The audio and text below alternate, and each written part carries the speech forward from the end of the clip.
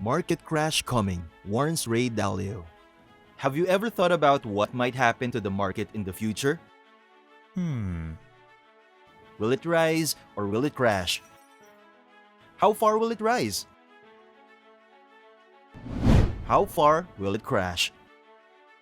What would you do when drastic changes in stocks occur? Welcome, future leaders, CEOs, and aspirants. This is Investing Insight, where we help you learn ways to achieve financial success and achieve personal growth. If you want to know more about anything involving investments and finances, please like and subscribe to this video and click that little notification bell so you can be updated when a new video comes out. Without further ado, let's proceed with the video. Raymond T. Dalio, also known as Ray Dalio, is an American billionaire investor. He's the founder of the world's biggest hedge fund firm, Bridgewater Associates, which manages $154 billion. In 2017, he wrote a book entitled Principles, Life and Work, which talk about investment philosophy and corporate management. In this video, Dalio will share his thoughts on what will happen to the markets in 2022. In the financial aspects, the United States is in that state where they borrow a lot more money, which creates a greater debt. However, their capacity to print more money is limited. This is because of the government's choice to sell a bond, which can result in real negative returns. This can lead to them selling more bonds compared to buying bonds. This leads to the Federal Reserve choosing between either increasing the interest rate or tightening the gap by printing more money, leading to debt monetization, which will produce inflation in products, services, and financial assets. Dalio stated that the United States is at war with itself. Be financially sound, earn more than you spend, and pretty much everything will take care of itself, he quoted. It's politically desirable for those in higher positions to borrow money and spend because their constituents only focus on what they're getting and not actually paying too much thought if the balance sheets are correct or on how much debt is the company actually in. So, it may seem like a practical choice to borrow, spend, and pass on the aftermath to the successors.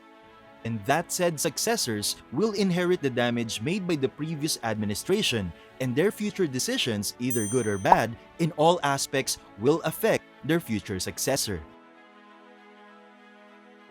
The government isn't responsible for money production. It's actually the role of the central bank to produce money.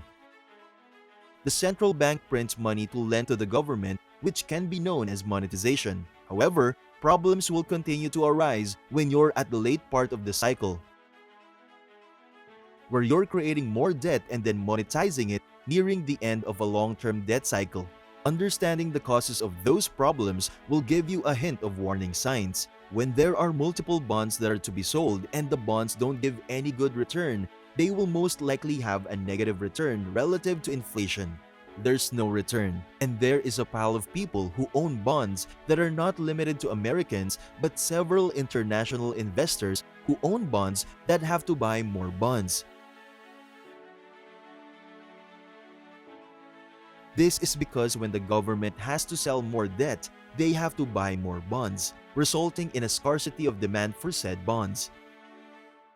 This will then initiate a rise in the interest rates, which can put the central bank in a dilemma, which is a normal thing in the cycle. This dilemma is either caused by a drastic increase in interest rates or the central bank has to print more money and buy those bonds.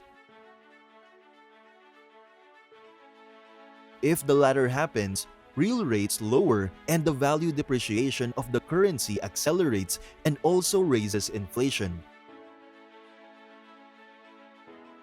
If people are losing money by holding bonds, they could sell those bonds. And if they sell bonds at the same time as the government selling bonds, another dilemma will arise.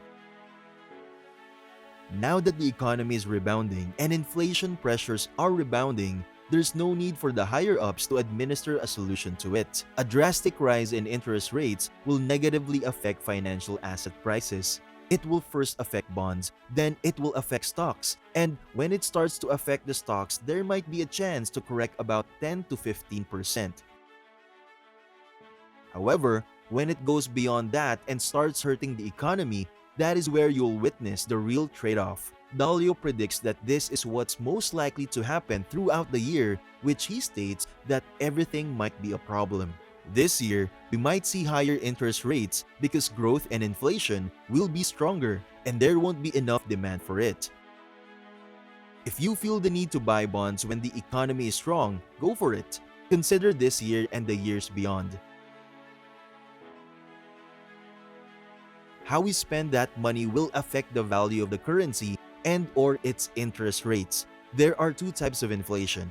One type is when the economy is too hot, a capacity constraint is present and demand rises, prices rise. A monetary inflation is where you can have slow economic growth and relatively high unemployment, which still leads to a rise in inflation rates. The big risk for us would be incoming monetary inflation because there will be more sellers of bonds than buyers. Some people might perceive cash as trash or a low-risking thing to hold. Dalio explains otherwise as when you have a zero interest rate or lower and an inflation rate of 2% or higher, you lose buying power at 2% a year. This is one scenario that you don't want to hold your own cash, but borrow some cash and find something that has zero interest or better. The thing that you need to do is diversify. Don't have cash and you will need diversification in the aspects of currency, country, and asset class. Dalio pictures investing as investing in competitive countries because wealth is not so much destroyed than shifted. The different aspects of diversification will have continuous competition, which meant his money gets moved around. He emphasizes that the most important thing is to start with diversifying well, because one thing that we know is that we don't know a lot and it's not easy to necessarily tell what's about to happen. Some things are better diversifiers than others to produce an excess return that is as stable as possible and least risky as possible to achieve balance. Looking forward, the excess returns will be lower. Premiums will be lower, but it's still better to have a diversified portfolio to achieve a lower but stable excess return because every component will have low returns, but those components combined will make it more stable. What are your thoughts on this? Have you ever thought about your long-term plan if the market crashes? Let us know in the comments below. Don't forget to like, share, and subscribe to our channel for more videos. See you on the next one.